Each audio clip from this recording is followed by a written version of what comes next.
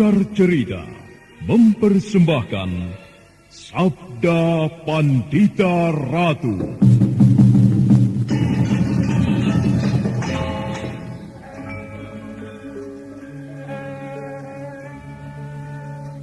Ana tulis sing yuang witi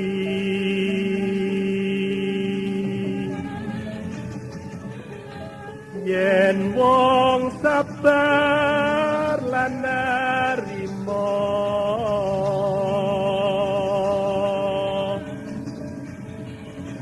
kinanjar dawa umure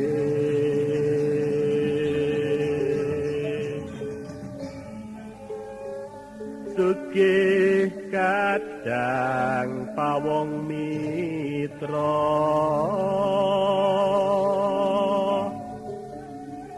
kinate ing sama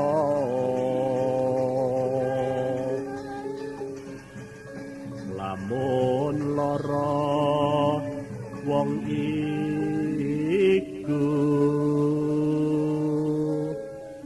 gampang gone antuk tombo.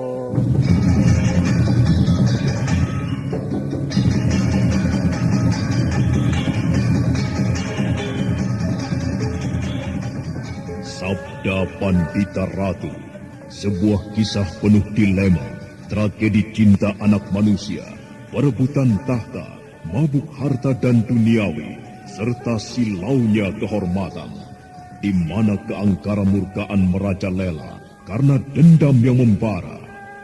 Kisah ini berlatar belakang berdirinya Singasari. Ken Arok, dialah pemuda yang merekuk pahit getirnya kehidupan. Namun sebenarnya, dialah yang harus melaksanakan sabda-sabdanya. Perjalanan sengsaranya adalah awal untuk meraih keberhasilan, untuk menuju kejayaannya di saat Singasari berdiri.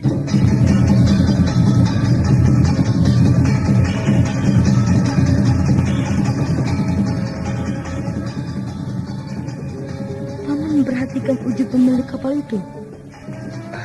Iya, orang itu bernama Barat Maut. Mengapa? Dari mana Paman bisa mengetahui namanya? Di antara anak buahnya ada yang menyebut nama itu. Mengapa dengan orang itu, Badrawati? Wajahnya seram, Paman. Matanya hilang sebelah. Ada bekas luka yang melintang di keningnya. Mata yang hilang itu tentu akibat perkelahian. Kemudian tangan kanannya putus, Paman. Tangan itu kemudian diberi kait, bukan? Iya. Ada bekas darah yang mengering pada kaitan itu, Paman. Tidakkah Paman memperhatikan hal itu? Darah yang mengering itu artinya orang itu tentu saja menggunakan kaitannya untuk melukai orang, Paman. Dan bahkan mungkin untuk membunuhnya.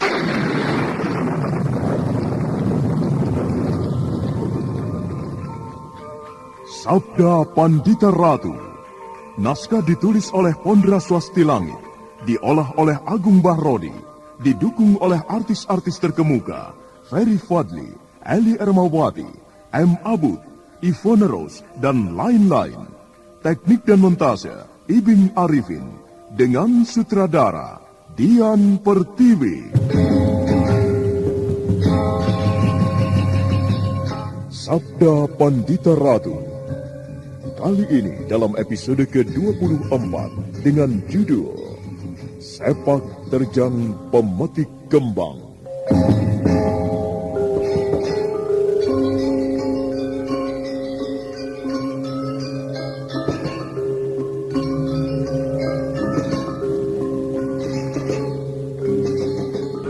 Dalam seri ke-701 ini, dengan para pemain, Elias sebagai Dewa Laut, Norman sebagai Badrawati, Wenda Lubis sebagai Lare Angon, Ferry Fadli sebagai Kamaswara, Dedi sebagai Brahma Samudra, Amrizal sebagai Mayat Hidup, Ivone Rose sebagai Pinaka Swasti Ratu, dan Asdi Suhastra, pengantar cerita.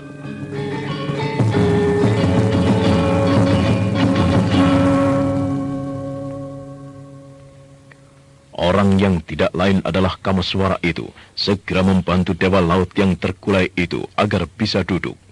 Pakaian orang itu compang-camping dan baunya tengik karena cukup lama tidak pernah tersentuh air.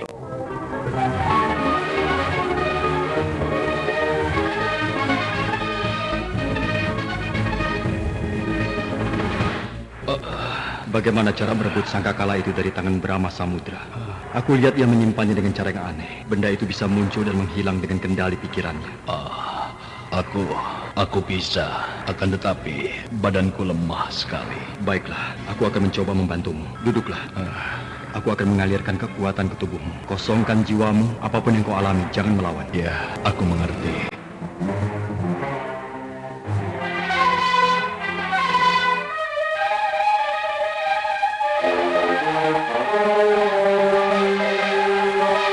Orang yang menyusup ke dalam kapal itu adalah Kameswara yang nampaknya telah kembali di pantai Parangtaritis. Dengan kemampuan ilmunya yang sangat tinggi, Kameswara memanfaatkan kekuatan gaib yang didapatnya dari gua di balik air terjun Kambang Ayun. Kekuatan gaib itu dengan derasnya menerobos masuk ke dalam tubuh Dewa Laut, menerobos dan membuka segenap simpul-simpul syarafnya. Dewa Laut sempat tersentak, namun rasa terkejut itu ditahannya.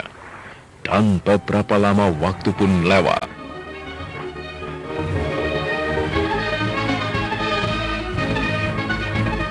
Bagaimana Kisanak? Tubuhku menjadi enak sekali. Apa yang telah kau lakukan kepadaku? Rasanya aku tidak perlu menerangkannya. Tubuhku menjadi hangat. Aku tidak merasa lemas lagi. Anak muda, siapakah namamu? Tadi aku sudah menyebut. Namaku Kameswara. Dengar itu. Di luar sedang terjadi pertarungan aneh. Ya, inilah saatnya. Aku harus membalas perbuatan si keparat itu.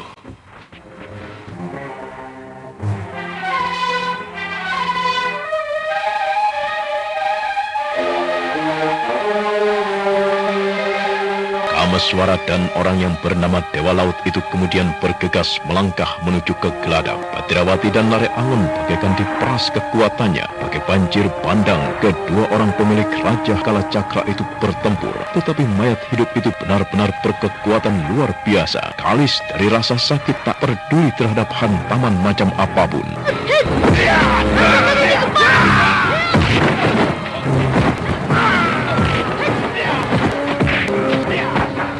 Sekali tubuhnya, Paman.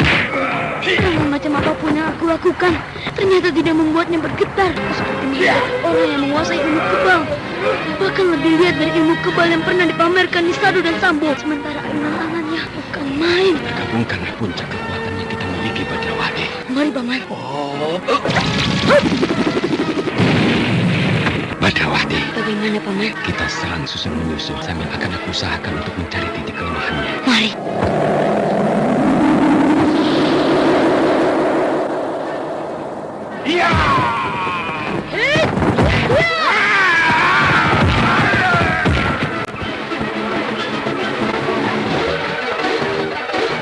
Akibat dari serangan yang dilambari oleh kekuatan puncak itu sungguh dahsyat. Mayat hidup itu bagaikan pijar hanya sesaat sebelum kedua lawannya menyerang bagaikan banjir bandang. Badrawati dan Lare Angon yang melayang dengan tangan terjulur bagaikan membentur sebuah benteng yang berkekuatan luar biasa. Keduanya berjumpalitan karena terpental. Badrawati mengusap bibirnya yang berdarah, dan manakala dia melirik, Lare Angon mengusap hidung yang menitikkan warna merah. Brahma Samudra meniup sangkakalanya yang melengking keras.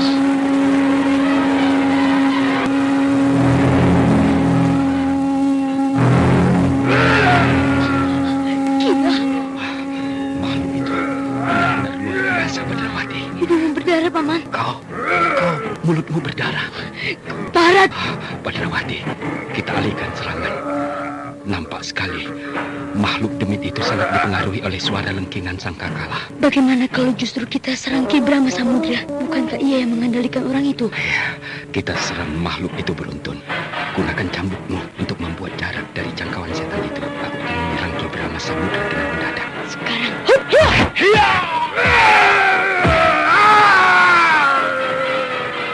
Terima cambukku ini, keparat. Kaulah yang harus aku lumpuhkan dulu, Ki Brahma Samudra.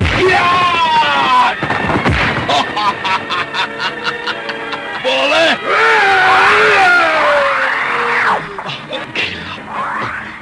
Gila.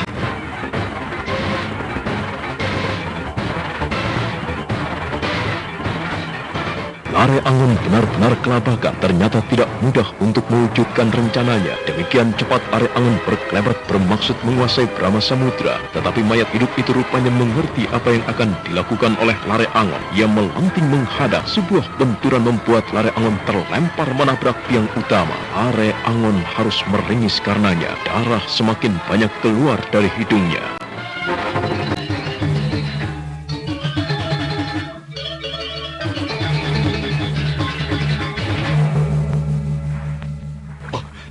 Gila.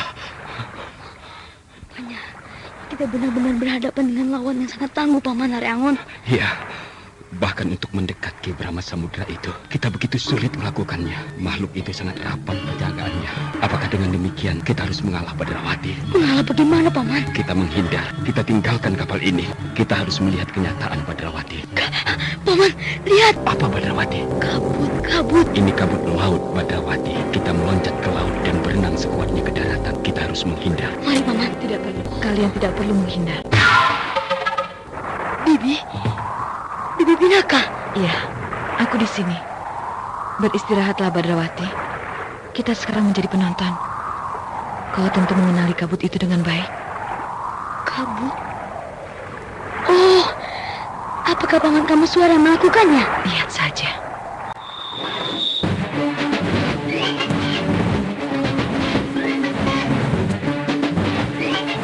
Sebenarnya lah, peristiwa setengah gaib itu tidak pernah dibayangkan oleh Brahma Samudra dan segenap anak buahnya. Kabut yang amat tebal mengalir dari arah laut lepas. Sedemikian pekatnya kabut itu hingga untuk melihat segala sesuatu, Brahma Samudra tidak mampu. Beberapa saat dia kehilangan akal dan kebingungan. Dalam pekatnya kabut itu, Brahma Samudra tiba-tiba merasa ada kekuatan raksasa yang meringkusnya. Wah!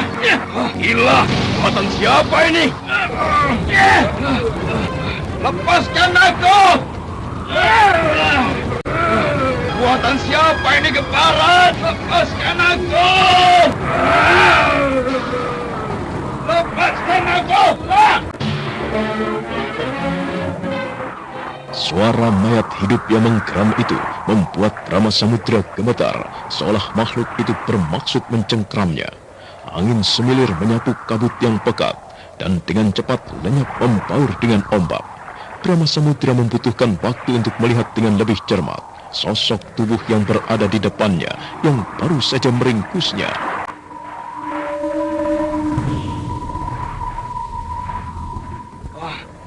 Siapa kau? Namaku Kameswara, Kisanak Brahma Samudra. Apa yang kau lakukan, ha? Terpaksa aku harus merampas jubahmu. Menolehlah ke belakang. Siapa yang mengenakan jubah dan membawa sangkakala itu sekarang? Gila! Aku ikut bermain-main Brahma Samudra.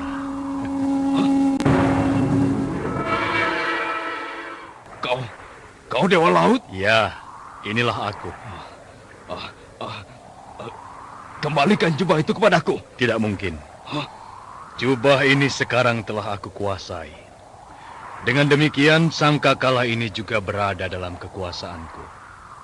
Siapa yang memakai jubah, dengan sendirinya akan menguasai terompet yang telah banyak meminum darah manusia ini. Kembalikan kepadaku. Tidak mungkin. Kau tidak berhak memakai jubah itu. Menolehlah ke arah kanan, Brahma Samudra. Dengan terompet ini sekarang berada di tanganku, aku bisa memerintahkan kepada makhluk itu untuk membunuhmu. Tidak, kau tidak boleh melakukan itu. Dosamu sudah bertumpuk, Brahma Samudra. Kau telah banyak menimbun dosa. Kau pernah aku tolong ketika terapung-apung dan nyaris mati di tengah laut. Namun apa balasanmu kepadaku? Aku tidak bisa mengampunimu. Apa yang akan kau lakukan? Kau akan menjadi korbannya.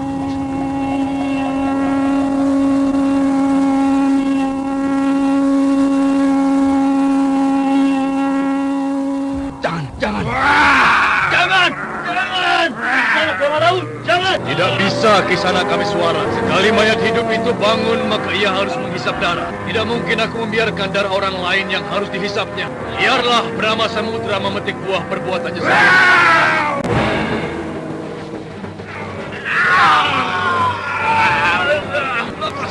aku ke barat. Lepaskan aku.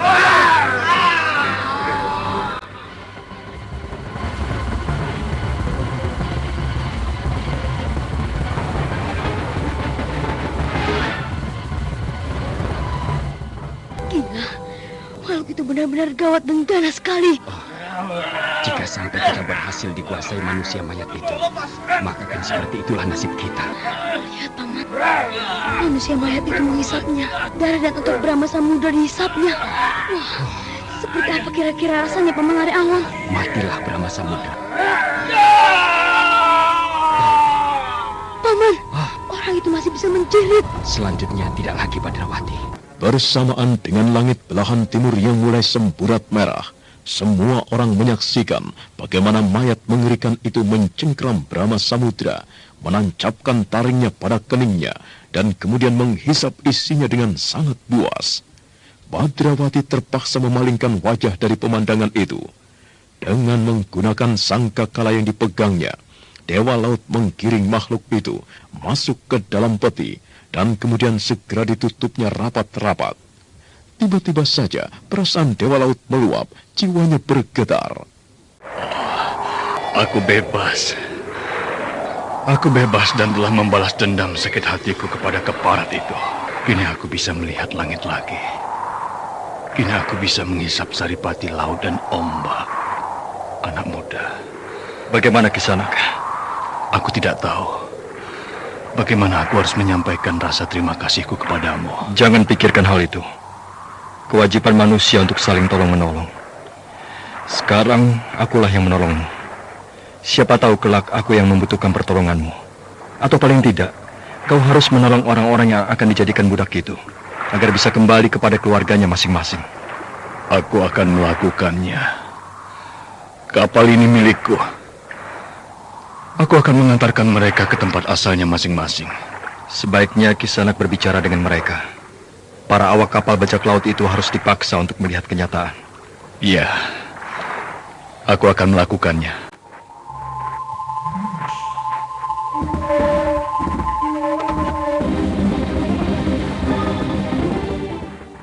Dengan rasa yang teraduk dan tatapan yang agak aneh, Dewa Laut berjalan di geladak, memandang puncak tiang dengan degup jantung yang kian teraduk. Beberapa bekas anak buahnya dengan agak ragu mendekatinya. Beberapa awak kapal yang lain yang bukan bekas anak buahnya hanya diam di tempat dengan kebingungan. Pinaka Swasti Ratu mendekati Kamaswara, Badrawati dan Lare Angon bergegas mendekati pula.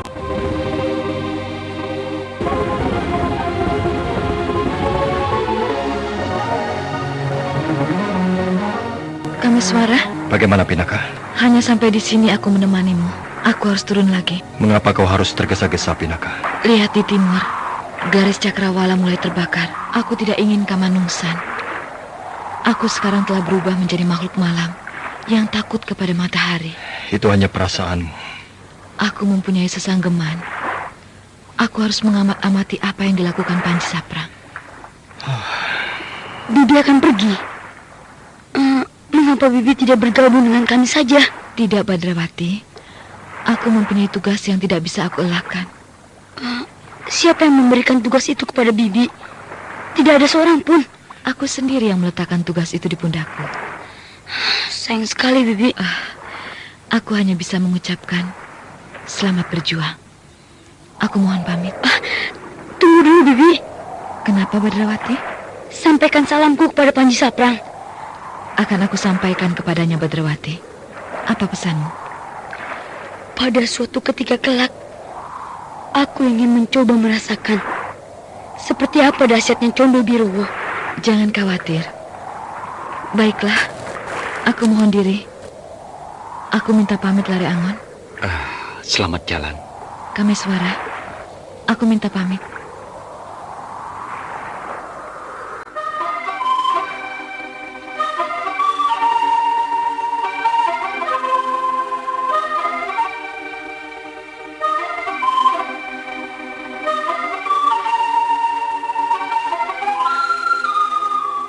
Kamaswara melangkah mendekat. Tangan Pinaka dipegangnya erat-erat. Kakak kandung yang karena ketidaktahuannya pernah menjadi istrinya itu kemudian didekapnya dengan erat. Bukan Pinaka yang berlinang air matanya, namun justru Kamaswara.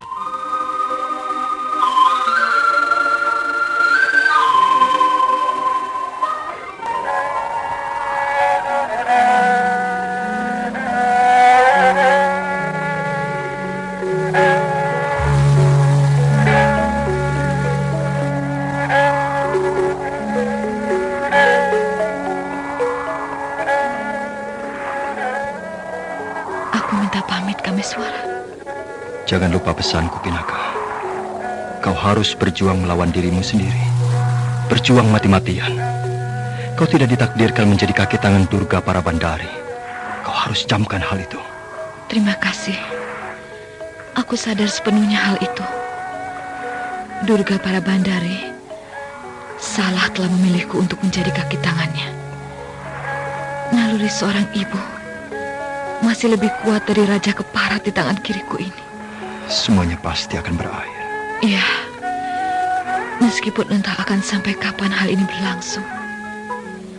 Jangan lupa, aku juga menitipkan anakku kepadamu. Anak kita? Aku titipkan Parameswara. Jika sampai Durga Parabandari itu mampu merontokkan rambut anakku, meski hanya sampai sehelai, aku yang akan menuntutmu. Jangan khawatir.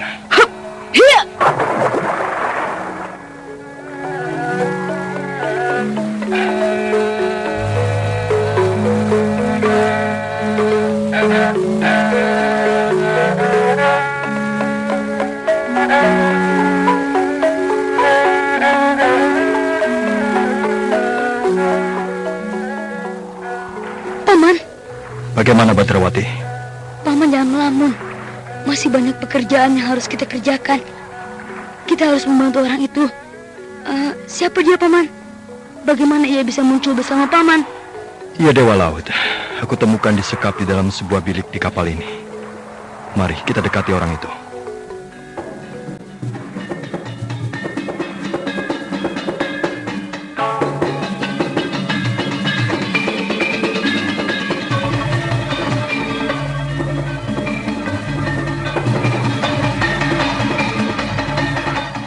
Masih ingatkah kalian kepadaku? Masih!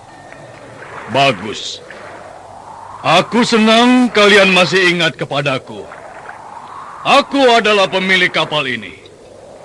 Kita bersama-sama mengarungi samudra luas, bahu-membahu menghadapi ganasnya ombak macam apapun. Namun ombak dan prahara masih kalah oleh keganasan perbuatan Brahma Samudra. Brahma Samudra sekarang sudah tidak ada. Jangan salahkan aku jika aku mengambil alih kapal, karena bagaimanapun kapal ini adalah milikku. Di antara kalian semuanya, aku melihat adanya wajah-wajah baru. Kalian boleh meninggalkan kapal ini jika kalian tidak sependapat dengan aku. Perbuatan membajak dan merompak kapal-kapal di tengah lautan harus segera diakhiri. Perbuatan itu telah terbukti menyengsarakan orang lain. Aku ulangi sekali lagi. Siapa yang tidak bisa menerima kematian Brahma Samudra, silakan mengacungkan tangan. Aku jamin, aku tidak akan segan-segan untuk mengumpankannya menjadi santapan makhluk di dalam peti itu. Ayo, siapa?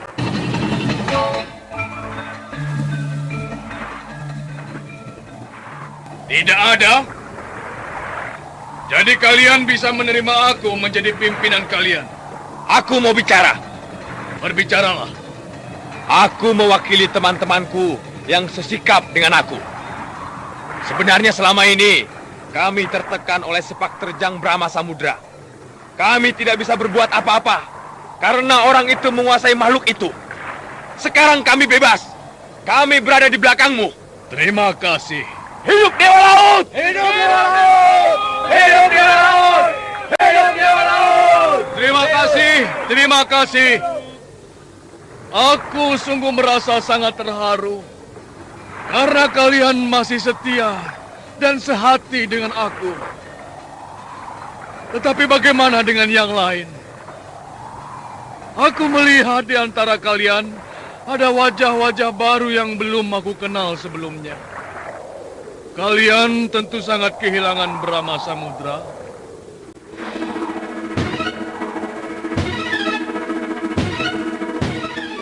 Maka demikianlah para awak kapal bajak laut itu kemudian mengambil sumpah setia di belakang Dewa Laut. Bahkan mereka merasa gembira kembali berada di belakang pimpinan yang lama. Bendera bergambar tengkorak telah dibakar dan dibuang ke laut. Hati dan perasaan Dewa Laut meluap karena suara mendekatinya.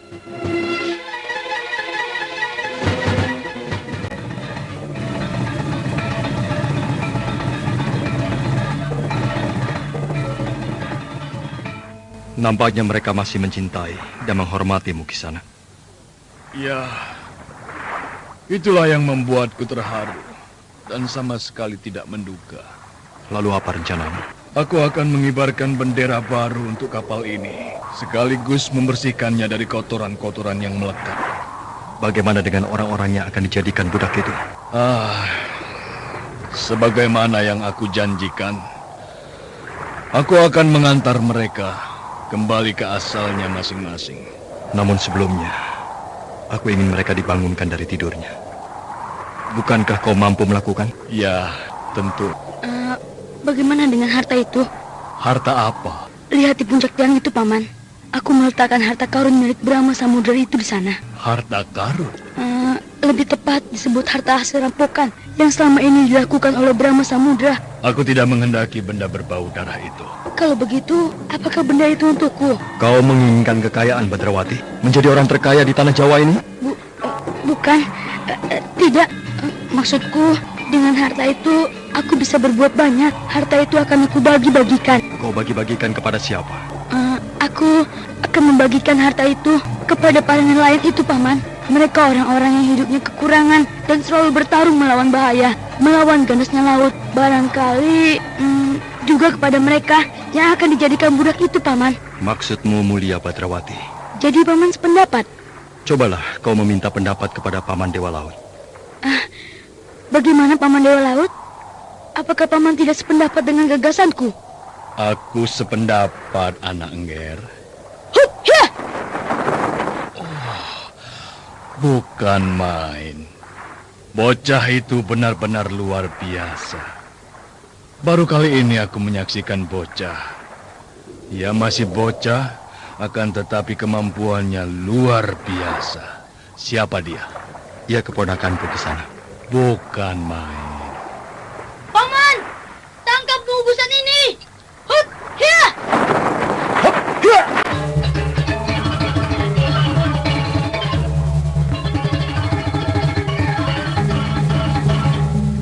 Dewa Laut menggeleng-gelengkan kepala, menyaksikan bungkusan yang telah dibuka itu berisi perhiasan-perhiasan yang sangat mahal harganya. Berbagai permata yang gemerlapan, kalung, gelang, dan pinggel. Badrawati yang memilah-milah benda-benda berharga itu terkejut melihat sesuatu di antara benda-benda itu.